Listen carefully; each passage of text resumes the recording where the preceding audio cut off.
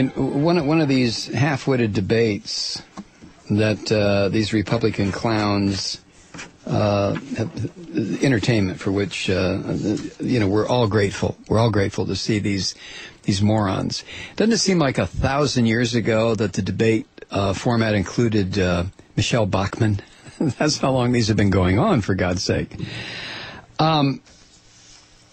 But in the infamous John King CNN interview, when King started out by asking Gingrich if he wanted to comment on the reports that, or on the statement that one of his former wives, Marianne, had said, it was to be broadcast that night on ABC's Nightline.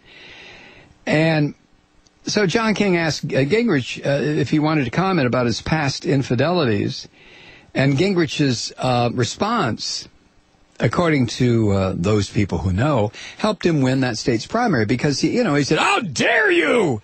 as though what was going on that stage was somehow a notch or two above that kind of a question. Gingrich, this is one thing Gingrich is an expert at, of diverting responsibility. It's always somebody else's fault. It's never him. He is a liar. He's a hypocrite. He is inauthentic. He has absolutely no moral center. This malarkey with his conversion to Catholicism in order to nail his little doll Callista is a joke. He's no more of a Catholic than this chair I'm sitting in is a Catholic. But Gingrich dismissed the question and he screamed media bias. But as it turns out, for all those theatrics, where's this from? I guess it's from Think Progress. He lied when attacking ABC News for reporting on allegations by his second wife, Marianne, that he had asked for an open marriage. Gingrich said in the debate, "Now let me be quite clear. The story's false. Every personal friend I have who knew us in that period say the story was false. We offered several of them to ABC to prove it was false. They weren't interested because they would like to attack any Republican," end quote. Yet John King reported that the Gingrich campaign had acknowledged that it had not offered ABC News interviews with anyone beyond the candidate's two daughters from his first marriage.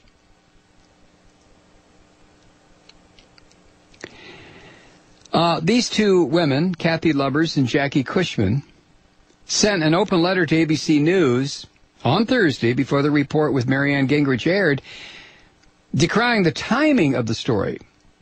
But they were also interviewed by ABC that same day, and their comments were included in ABC's report. Gingrich, in fact, made his false allegation against ABC more than once, repeating it just hours before his campaign acknowledged to CNN's John King that it was not true, that Gingrich had lied. Just hours before his campaign got a hold of John King and said, okay, it wasn't true. Gingrich is still out there repeating the lie. And his bobbleheads, none of the people who are going to vote for Gingrich would even consider, these people who have such a hard time with Barack Obama's skin color have no problem with this serial adulterer, this man who carried on a 6-year affair with this little China doll of his, and her piety is just getting to the point where it's going to make me gag. This is a woman who was committing adultery for 6 years. Oh, but she sings in the choir and she plays the flute in church. So, that makes her, I don't know, like Caesar's wife, or that's what Gingrich would like to think, above suspicion. Really? And you got to wonder, since he told Marianne that Callista didn't care if she shared him, is that still true, Callista? Do you still not care? Or now that you're the wife, have you changed your mind? You hypocritical thugs. Now, why talk about this when the earth is melting? Oh, I don't know.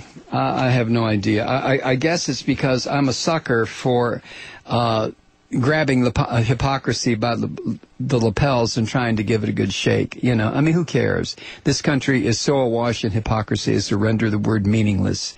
And we all know this. I mean, this is just, it's theater. It's funny in a very macabre kind of a dark humor sort of way. Right? I mean, when you look at the 4 survivors in the Republican primary contest here, it's just a joke. I wouldn't give you 2 cents for either one of these freaks to lead a country. I mean, are you kidding me?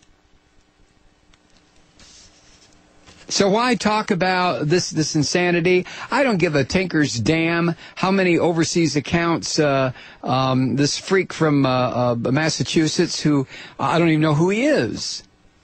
He claims to have been Governor Romney of Massachusetts, but when I look at the record of Governor Romney of Massachusetts and then listen to what this moron says, I mean, it's 2 different people. And then Rick Santorum, who drags home a dead fetus for his children to talk to and cuddle. And then Ron Paul, everybody's idea of a babbling, incoherent uncle who sits up in the attic and picks lint out of his belly button. And then Gingrich, who always wanted to have been Napoleon. That's all he ever wanted. We'll be back after the break. Maybe.